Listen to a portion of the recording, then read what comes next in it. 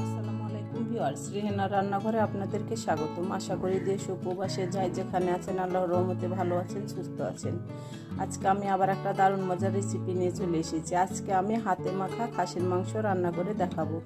এখানে আমি খাসির মাংসগুলোকে কেটে কুটে ধুয়ে পরিষ্কার করে আমি একটা ছাকনাতে রেখে পানিটা আমি ঝরিয়ে নিয়েছি। আমি মাংসগুলোকে রেগুলার কাট করে কেটে নিয়েছি, আপনারা চাইলে এর থেকে বড় করতে পারেন। এখানে আপনার 1.5 কেজি খাসির মাংস আছে। মাংসগুলোকে আমি এক সাইডে রেখে দেবো।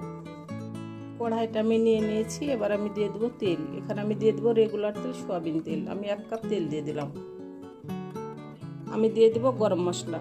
এখানে আছে 6টা সাদা এলাচ, 6টা লং, এখানে জয়ফল আর জয়ত্রী আছে, আমি এটাকে গুঁড়া করে দিব।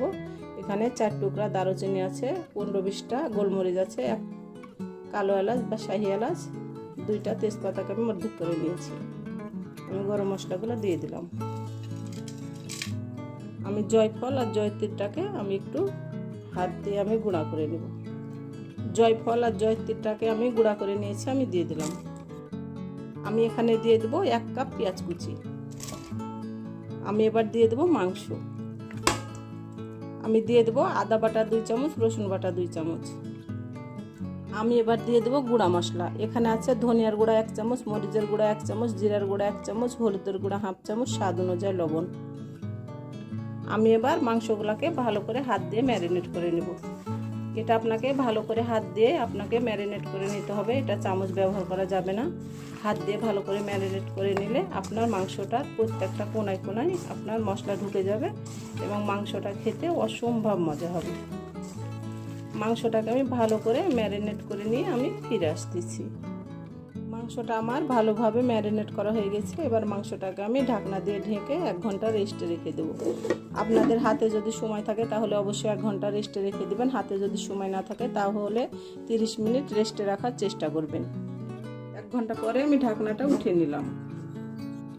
আমি এবার গ্যাসটা অন করে দেব। আমি এবার ঢাকনা দিয়ে ঢেকে হাই হিটে আমি 10 মিনিট রান্না করে নেব। 10 মিনিট পরে আমি ফিরে আসতেছি। 10 মিনিট পরে ঢাকনাটা আমি উঠিয়ে নিলাম। 10 মিনিটের মধ্যে আমি একবার নেড়ে চেড়ে দিয়েছিলাম, আমি আবারও নেড়ে চেড়ে দেব। আমি ঢাকনা দিয়ে ঢেকে আরও আমি 10 মিনিট আমি ভালো করে কষিয়ে নেব।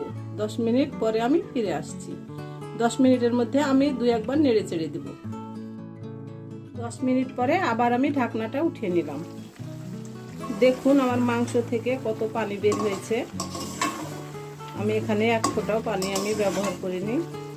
আমি এবার দিয়ে দেবো একটা মাঝারি সাইজের টমেটো। টমেটোগুলোকে আমি এই সাইজ করে কেটে নিয়েছি, আমি দিয়ে দিলাম একটা টমেটো। আপনারা ইচ্ছা হলে টমেটোটা দিবেন, নইলে স্কিপ করবেন। আমার ভিডিওগুলা যদি ভালো লাগে তাহলে আমার রেসিপিগুলো দেখার অনুরোধ রইল। যদি ফেসবুক থেকে দেখেন তাহলে অবশ্যই একটা ফলো দিয়ে দিন। ইউটিউব থেকে দেখলে একটা সাবস্ক্রাইব করার অনুরোধ রইল। হাতে যদি সময় থাকে লাইক শেয়ার কমেন্ট করে দিন। আপনাদের একটা শেয়ারে আমি অনেক দূর এগিয়ে যেতে পারবো। আমি আবারও ভালো করে আমি 5 মিনিট আমি কষে নেব। 5 মিনিট কষে নিয়ে আমি ফিরে আসছি। আমি ভালো করে 5 মিনিট কষে নিয়েছি। টমেটোগুলোও গলে গেছে। দেখুন টমেটোগুলো সুন্দরভাবে গলে গেছে। আমি এবার দিয়ে দেবো সিদ্ধ হওয়ার জন্য পানি। আপনারা যদি ঝোল রাখেন তাহলে আপনারা পানির পরিমাণটা একটু বেশি দিবেন, আর যদি ভুনা করেন তাহলে পানির পরিমাণটা একটু কমিয়ে দিবেন। আমি এখানে 1/2 কেজি পানি দিয়েছি। আমি এবার ঢাকনা দিয়ে ঢেকে মিডিয়াম টু লো আছে আপনার 40 মিনিট রান্না করে নেব। 40 মিনিট পরে আমি ফিরে আসছি। 30 মিনিট পরে আমি ঢাকনাটা উঠিয়ে নিলাম। আমি এবার দিয়ে দেবো 4টা কাঁচামরিচ, যেটাতে ঝাল হবে না, এটা একটা ফ্লেভার সুন্দর করার জন্য। আমি দিয়ে দেবো গরম মশলার গুঁড়া 1 চামচ। আমি আবারও ভালো করে নেড়ে চেড়ে দেবো। আমি ঢাকনা দিয়ে ঢেকে আরও 10 মিনিট আমি রান্না করে নেব। 10 মিনিট পরে আমি রান্না করে একেবারে ফিরে আসতেছি। 10 মিনিট পরে ঢাকনাটা আমি উঠিয়ে নিলাম। হাতে মাখা খাসির মাংসের ভুনাটা আমার হয়ে গেছে।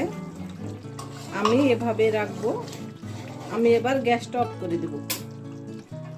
আমি এবার উঠিয়ে নিয়ে আপনাদেরকে আমি পরিবেশন করে দেখাচ্ছি।